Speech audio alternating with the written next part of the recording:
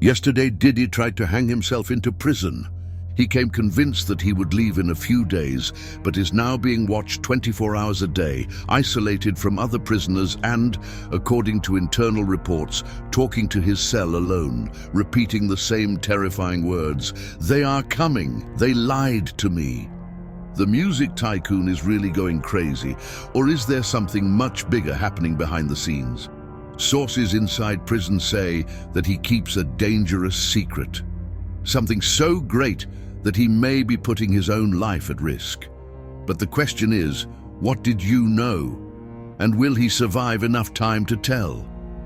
If you want to find out all the dark details of this story, you leave the like now and subscribe to the channel, because what I will show you today will make you goosebumps. Now it tells me, is this just paranoia, or Diddy is really marked to die? Watch until the end and draw your own conclusions. The news ran like a fire within the dark walls of Metropolitan Detent Center, MDC, in Brooklyn. Sean Diddy Combs, one of the most influential tycoons of music and entertainment, was now under suicidal observation. For a man used to luxury, power, and absolute control over his life and business, that was the first sign that everything had irreversibly changed. Since his arrival, officers knew that he could not be treated as an ordinary prisoner. The heavy accusations that weighed against him, who went from trafficking to aggression, transformed him not only into a target inside the prison, but also into someone whose presence could unbalance the delicate ecosystem of the place. Like any public figure involved in high-profile crimes, he required a differentiated protocol, and the decision to put it under suicidal watch, suicide observation, did not only come by medical precaution, but also as a safety measure. The impact of reality. The first moments inside the MDC were a brutal shock for Diddy. He arrived believing that he would leave quickly, that his influence and connections would guarantee an early release. However, the truth turned out to be hard and undeniable. He would not go anywhere anytime soon. The refusal of the first bail attempt was an unexpected blow, and every minute passed, the cell seemed to be a cruel reminder that his power was fading. The weight of the situation began to reflect on his posture. The once charismatic and dominant Diddy was visibly shot down. His lost gaze, the slowest movements, the heavy breath, all denounced a man who was beginning to understand the size of his fall. His cell, unlike the luxurious mansions and suites where he was used to living, was now a cold space, illuminated by white and impersonal lights, without privacy and without any remnants of the life he built. The nights were long, the constant noise of prison, steps echoing in the corridors, whispering voices, the metallic sound of the doors closing, created an anxiety symphony. He barely slept, and when he did, he woke up scared, panting. His restless behavior was noticed by the guards, who began reporting signs of extreme stress, paranoia, and increasing anxiety. The decision to put it under observation. Over the days, Diddy's situation only got worse. He spoke less and less, avoided eye contact, and spent long periods sitting in the corner of his cell, immersed in thoughts that no one could decipher. Prison guards and doctors were alerted to their condition, and the decision was made. It needed to be monitored 24 hours a day. Suicide observation within the MDC follows a strict protocol. Diddy was transferred to a special cell where the guards could constantly observe it. He had his clothes exchanged for a suicide-proof uniform made from special material that prevents any attempted self-mutilation. All objects that could represent a risk have been removed from bedsheets to basic hygiene utensils. Even the cutlery he received for meals were flexible plastic. Also, he never stayed alone for a long time. Guards reviewed their cell at short intervals, and a prison psychiatrist was assigned to evaluate his mental state regularly. But what caught the most attention was his silence. He asked for nothing. He didn't complain. He didn't try to explain himself. It just stared at the emptiness, as if they were still trying to sue everything that had happened. What did the future reserve? Suicide observation was interpreted in different ways by detainees and the external public. For some, it was a strategy to get different treatment and avoid interactions with other prisoners. For others, it was a clear sign that Diddy was reaching the limit, unable to deal with the new reality. The media began to speculate about his emotional state, and some vehicles even suggested that he was suffering a severe nervous crisis. Within prison, rumors circulated even more intensely. Is this just the beginning of your full ruin, or did you still have cards to play? The transition was brutal. For a man used to privacy, luxury, and unrestricted power, the reality of being confined within the Metropolitan Detention Center, MDC, was a blow that hit Diddy with a force he was not prepared to face. The detention center did not make concessions, no matter who was inside its walls. The same man who once traveled mansions' corridors and staying in presidential suites now walked through humid, cold corridors, surrounded by steel doors and peeled walls, where each step echoed as a reminder of his new reality. The first impression, the cold of prison. From the early moments, the difference between the world Diddy knew and the world that now inhabited has become evident. As soon as it was processed, your brand clothes were exchanged for a poorly adjusted orange jumpsuit, the definitive symbol of your new condition. The cheap fabric hung from his body clumsy, and his luxury sneakers were replaced by uncomfortable plastic shoes. MDC corridors exuded an oppressive atmosphere, a mixture of sweat, cleaning chemicals, and the unmistakable smell of industrialized food served in metal trays. The constant noise of doors knocking, orders being shouted, and murmurs between detainees created a sound background that made a point of reminding him that this was not a common place. This was a place where men were reduced to numbers, where names and status lost any relevance. The shock was not only physical, but also psychological. Diddy has always been a man used to commanding an environment, making the rules, having absolute control over every detail of his life. But here, he was just one of hundreds of prisoners, and that was something he had not yet accepted. The first contact with the other detainees, the cafeteria, was the first big test. The food served there was far from the gourmet dinners he used to go to. A piece of indefinable processed meat, accompanied by tasteless vegetables and a watery juice, was the menu of the day. When he received his tray, there were no applause, there was no greetings. On the contrary, there were looks that carried judgment, curiosity, and, in some cases, contempt. He tried to keep his posture, hold his head up as if it was still the man everyone knew outside. But his body delivered the truth. Her shoulders were tense, her hand trembled slightly as she held the tray, her eyes could not fix on one point. When he finally sat on an isolated table, the silence around him was almost deafening. It was not respect, it was not admiration, it was much worse. It was isolation. No one wanted to associate with him, not because it was a celebrity, but because the accusations that brought him there were too dark, too scary. Rumors had already reached the MDC corridors, and inside, even without proof, a man's reputation was his biggest shield or his greatest threat. The whispers were constant. Did you see him? He doesn't look so tough now. Will he last a long way inside? I heard that he knows things he shouldn't know. The isolation was not just self-imposed, it was deliberated. The detainees watched him, but kept distance. Not because they respected him, but because they didn't trust him. And in prison, confidence can be the difference between life and death. The loss of identity. With each passing day, Diddy was forced to face a cruel truth. He was no longer a tycoon, he was no longer a hip-hop legend, he was no longer a powerful man. Within those walls, he was just a prisoner, a number, a body taking up space. The change began to reflect on him.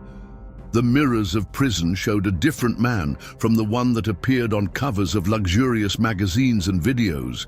His face began to lose the shine of vanity without access to the expensive products he always used. Her beard, once perfectly trimmed, now grew disorderly, failed. Her eyes, once vibrant and dominant, were now back, red, carrying tiredness and restlessness. For the first time in his life, he was not in control. The harsh reality of the cell. Back in the cell, the space was small, claustrophobic. A thin bed, a toilet of metal, and a rusty sink. No soft pillows, no longing baths, no luxury. Just a monotonous and merciless routine. He began to lose the notion of time. The prison has a cruel way of distorting the days, making the hours dragging on, and at the same time disappearing in the blink of an eye. What's next? Diddy still did not accept his new reality completely, but the signs of his transformation were becoming increasingly evident. Its initial arrogance began to give way to silence. His body began to give in to exhaustion, and his eyes began to reveal something they had rarely shown throughout his career: fear. The initial prison shock was overwhelming, but the question that everyone wondered now was he ready to face what would come next? From the moment Sean Diddy Combs entered the Metropolitan Detention Center, MDC, one thing became clear: he was not welcome. Not because it is a celebrity, but for the weight of the accusations it carried. Within the arrests, crimes committed outside are not forgotten. And often, the reputation of a prisoner may be his real sentence. In Diddy's case, isolation was not just a natural consequence of his situation, but a choice made by the detainees themselves. He was not received with enthusiasm, respect, or even curiosity. On the contrary, his presence aroused a different kind of reaction: distrust, contempt, and silence. The climate of rejection. In prison, there are unclear codes that govern the coexistence. Certain crimes are more tolerated than others, and certain prisoners are seen as worthy of respect than others.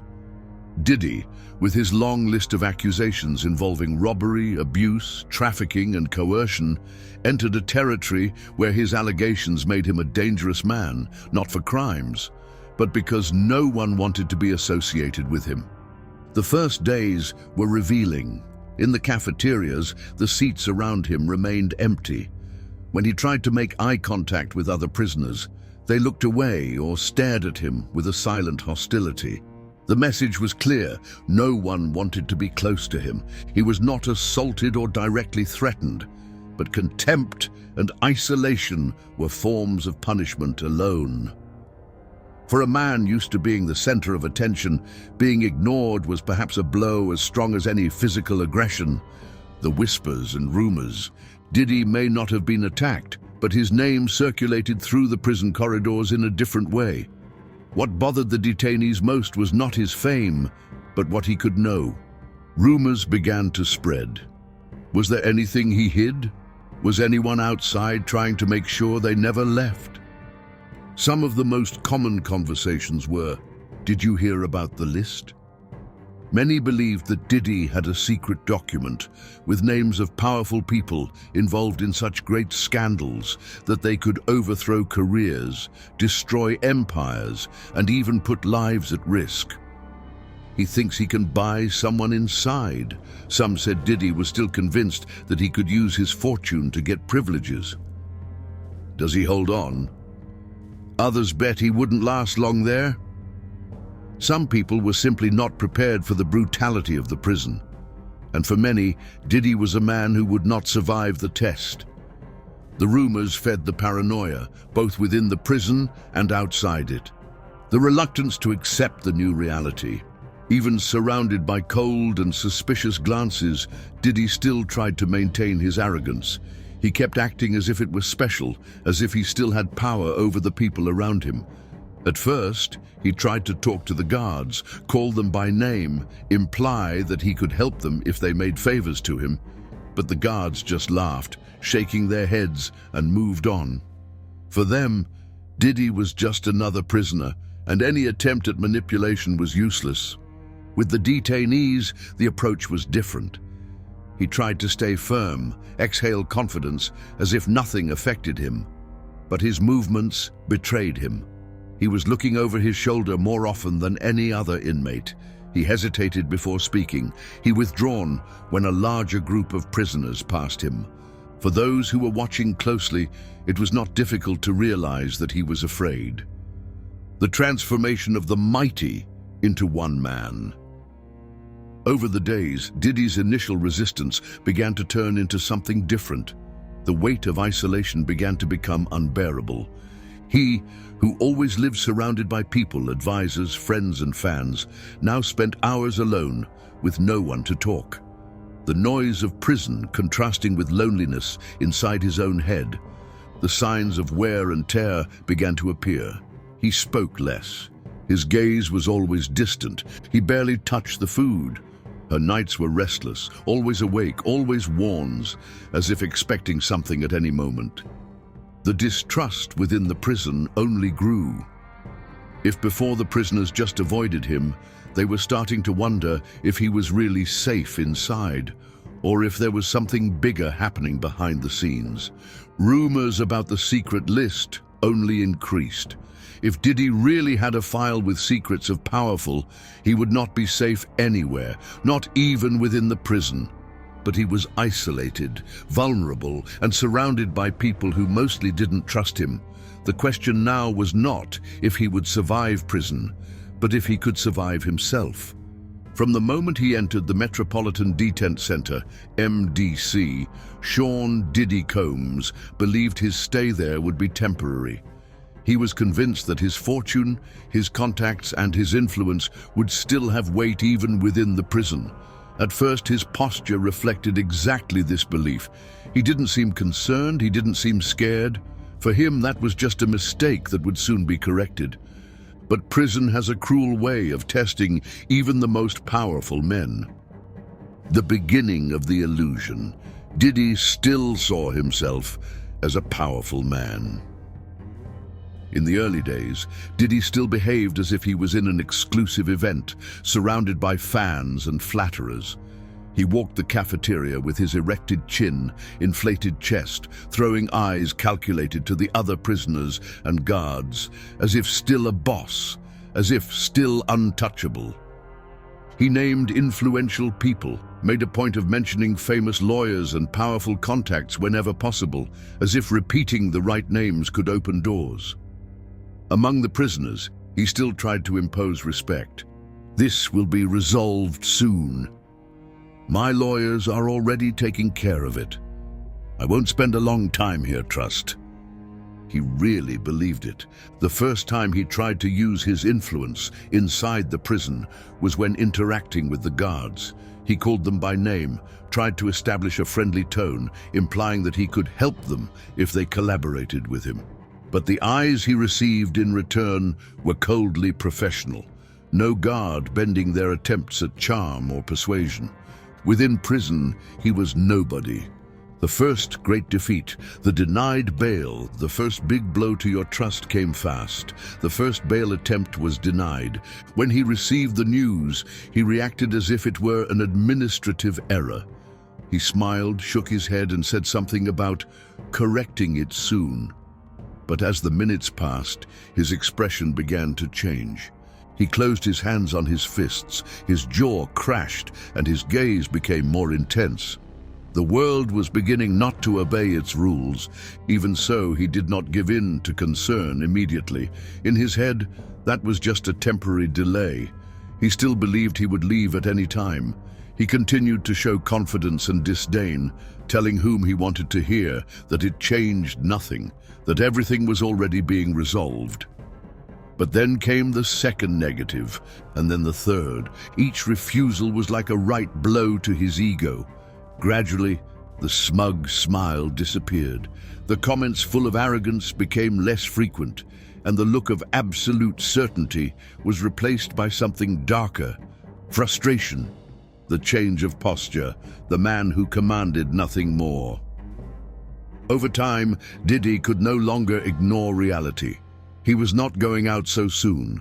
Her shoulders, previously erected in trust, were now bowed by the weight of an inescapable truth. His floor lost firmness. His formerly dominating presence now seemed smaller. The tone of his voice also changed. Automatic and confident responses gave way to silence. When someone asked about his situation, he just shook his head or said something short and vague. In prison corridors, rumors about their fragility began to grow. He no longer walked with that hoot chest. Now he's quiet, it's silent, and it's starting to understand where he is.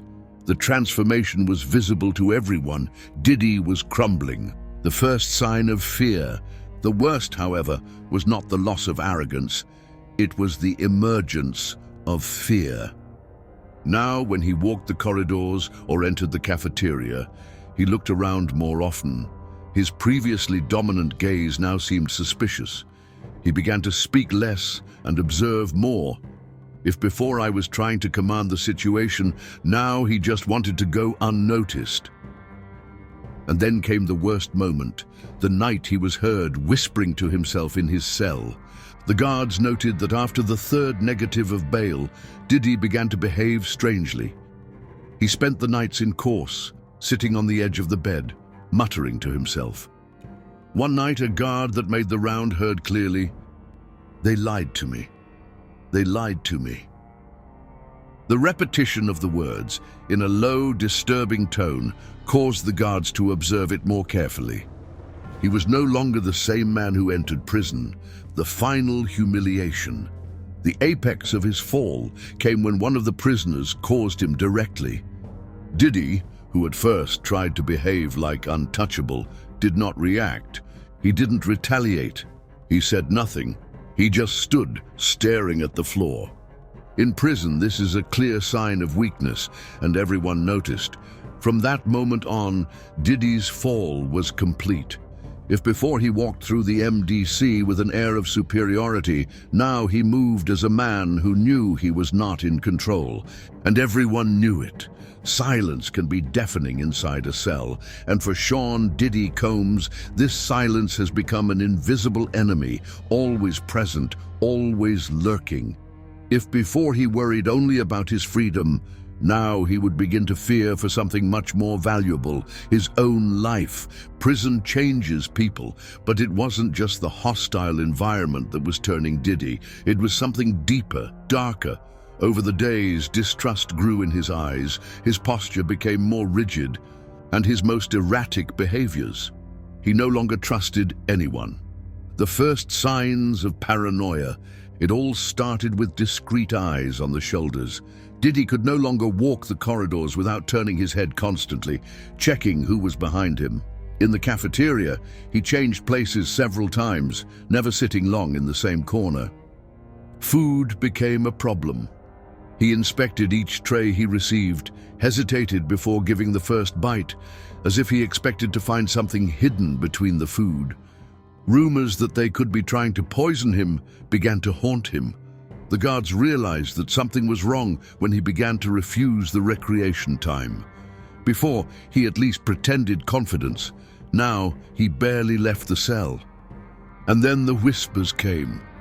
One night during the round, one of the guards heard Diddy talking alone, the low, hurry voice. "They are coming. They know.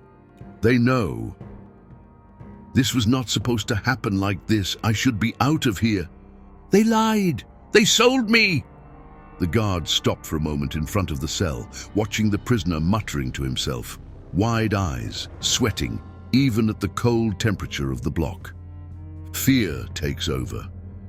Paranoia grew faster than he could control. Their movements were more agitated, their most tense expressions. He jumped to the smallest noise, flunted whenever someone called his name. But the worst came with the arrival of small warnings. First, it was a scribbled message on a refectory table, "You know too much." Then, during a trip to the bathroom, someone passed him and murmured discreetly, "Take care of your neck." It was just words, but the impact was devastating. He began to close even more, barely answered when they spoke to him. His eyes were always red with tiredness. He no longer slept. The guards noticed the changes and began to be aware. He was not just afraid, he was crumbled. The rumor of the secret list. Inside the MDC, rumors circulate fast, and a particular rumor was growing between the prisoners and even between some guards. Diddy had a secret list, a list of powerful names involved in dirty crimes and secrets. If this list were real, he was a marked man. Some prisoners commented on the cafeteria, "If this list is real, it doesn't leave here alive." Maybe he already knew so much from the beginning. If he doesn't say anything, they may let him live, but I doubt it. This theory further fed your paranoia. If the list really existed, then it was being watched, waiting for the right time to be silenced. And if it didn't exist, then someone wanted everyone to believe it existed, which made him a target anyway. The guards start to notice. MDC officers had seen paranoia cases before, but with Diddy, there was something different. He asked to be transferred from cell more often. He refused visits, saying he didn't trust who was outside. He didn't talk about what he feared, just became increasingly closed. One of the veteran guards, with over 20 years of experience, commented with a colleague, "This guy is crumbling. If he continues like this, he himself will dig his own end." The moment that changed everything, the night of dread. Paranoia hit its peak on a specific night. Diddy was in his cell, as always, but something that night seemed different. The guards realized that he was more restless, muttering to himself at a frantic rhythm. Then, around 3 a.m., he started screaming, "They are here! I know what you want. You won't get me." The noise woke up half the block. He was glued to the wall of his cell, his eyes wide as if he was seeing something no one else saw. When the guards entered to calm him, he did not answer. He just repeated the same words. "They are coming. They are coming. I should have known it." He was taken to the medical observation sector, but his state only got worse. Fear was no longer a secret. Diddy was completely dominated by paranoia. But the question everyone asked was he just crazy, or was there really someone trying to silence him? What really happened inside Sean's cell, Diddy Combs? Which began as a common arrest case for a riot. Fallen tycoon quickly turned into a nightmare of paranoia, secrets and fear. From a man who once controlled rooms full of powerful, he became a lost prisoner inside his own mind, always looking over his shoulder, always waiting for the worst. But now the big question is, was this paranoia the result of isolation and psychological pressure, or Diddy really knew something that made him a target? Was the supposed secret list? Are there even greater forces wanting to silence it? Or was all this just the inevitable collapse of a man who lost everything? The incident of the sock, which then unfolded, raised even more suspicions. Was it a real despair, or a message coming from within? If there is one thing that history teaches us, is that secrets have a dangerous way to come out. And the question now is, how long did you have before the truth, whatever, finally reach? If you believe this is just the beginning of something much bigger, leave your opinion in the comments. Did you know something you shouldn't? Will he leave this living? Be sure to leave the like if this story arrested you from start to finish, and signing up for more videos like this. What comes next can be even more shocking. Until next time, and remember, not everything is what it seems.